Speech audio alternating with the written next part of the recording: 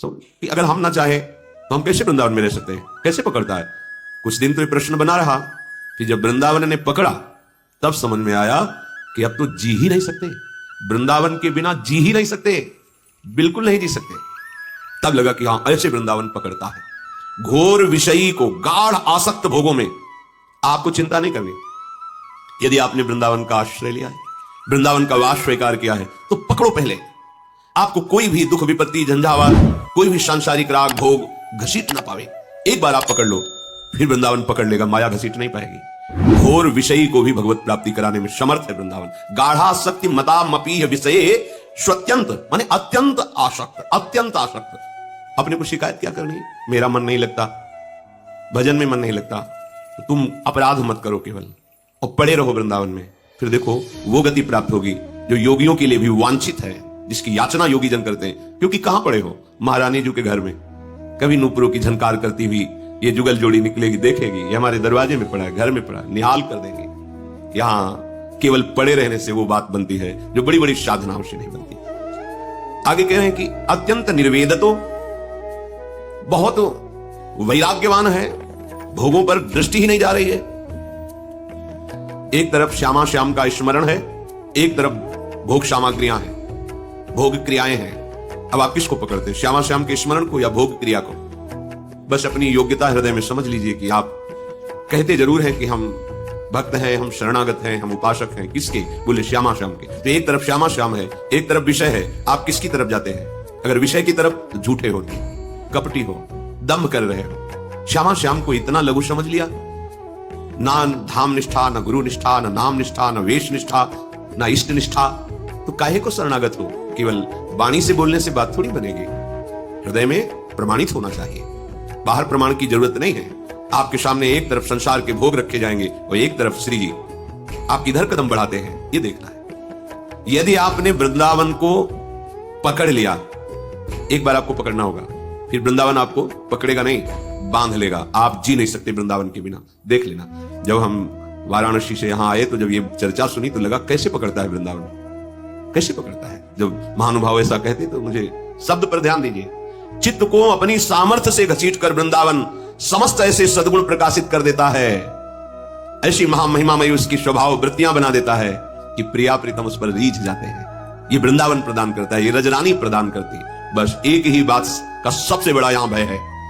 श्री वृंदावन वासिनी स्थिर चरे दोषान मम श्रावयेत, योशौ किम शतधाम छिनत्ति नहीं माम शस्त्रैः रथास्त्रैः स्थितैः। श्रीपाद कह रहे, यदि वृंदावन के किसी भी प्राणी का, चाहे वो जड़ हो या चैतन्य हो, वृक्ष लता आदि हो, पशु पक्षी आदि हो या मनुष्य हो, यदि उनका तुम अमंगल करोगे, उनकी निंदा करोगे, फिर वृंदावन आप पे कृपा नहीं करेगा। ये कई बार, हजारों बार प्रार्थना की, या एक ही बात वृंदावन बर्दाश्त नहीं करता। जो धामवासी जन है, जो रजोक्षेवी जन है, जो नाम जापक है, जैसे संत रूप में है तो आपको दिखाई दे रहा संत है, पर श्वान रूप कुत्ते रूप से है तो आपको दिखाई नहीं दे रहा है संत है, पर वो महान संत है।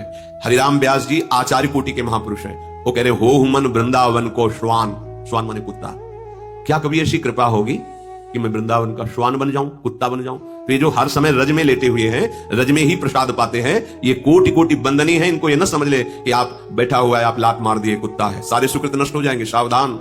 ये धाम जहां संसार व्यवहार में आपको छुट्टी मिले, एक दिन एक रात भाग कर आ गए, धाम में आए, धाम को प्रणाम किया, प्रफुल्लित मन परिक्रमा की नाम जप करते हुए सत्संग सुना, फिर अपने हृदय में वृंदावन बसाकर फिर बाहर अपने कार्य के लिए चले गए। जब कभी लाडली जो कृपा करेंगी तो वास हो जाएगा। अगर नहीं भी होगा तो आश्रय से वही फल प्राप्त होगा जो वास से प्राप्त होता है, पर पक्का आश्रय, पक्का आश्रय।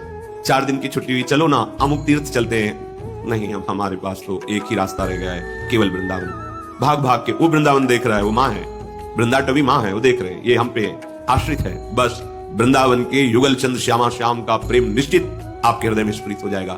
जीते जी अगर आपको अनुभव नहीं हुआ तो शरीर छूटने के बाद जो जहां का होता है वहीं पहुंचा दिया जाता है। आप वृंदावन के हैं, श्यामा श्याम के आश्रित हैं, आपको धाम में ही लाया जाएगा, अन्यत्र नहीं। बहुत वैराग्य है, बहुत सहनशीलता है, पर धाम से, नाम से, रूप से, लीला से वंचित हृदय है तो खास कोई बात नहीं। बहुत योग का ज्ञान है आपको, बहुत अष्टांग योग की पद्धति से आप चल रहे हैं, लेकिन प्रभु के नाम में प्रीति नहीं, प्रभु के धाम में प्रीति नहीं। गोस्वामी जी कहते, जोग कुजोग, ज्ञान अज्ञानो जहां नहीं राम प्रेम पर धानु। अगर प्रेम प्रकाशित नहीं हुआ तो जोग ही जोग क्या है, वो ज्ञान अज्ञान ही है, वो जोग कुजोग ही है। श्रीपाद कह रहे हैं यहां लौकिक दृष्टि काम नहीं करेगी।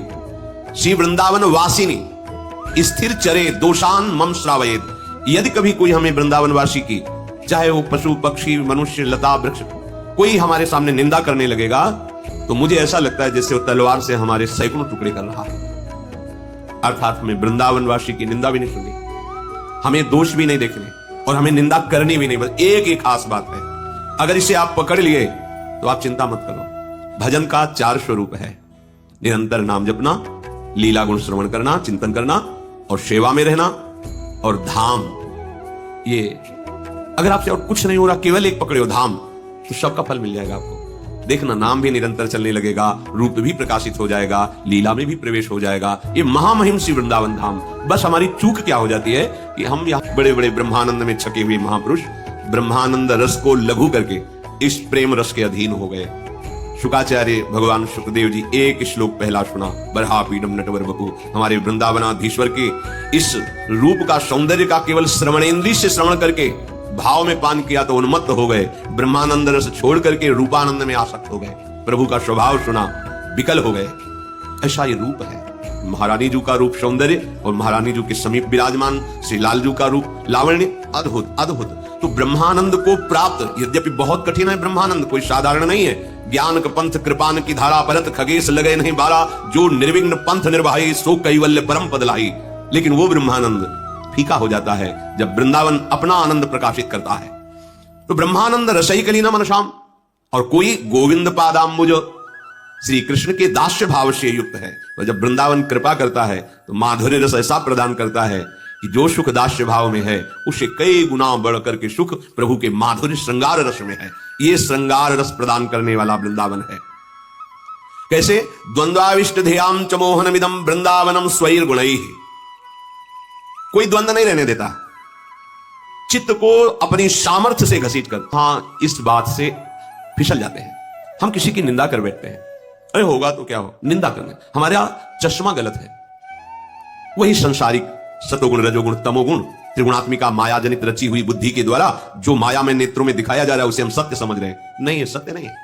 जब सत्य देखोगे तो वृंदावन का एक कीड़ा भी इतना बड़ा महात्मा है जो प्रभु से कृपा प्रसाद प्राप्त करके इस धाम की रज में रेंग रहा है, क्योंकि यहां की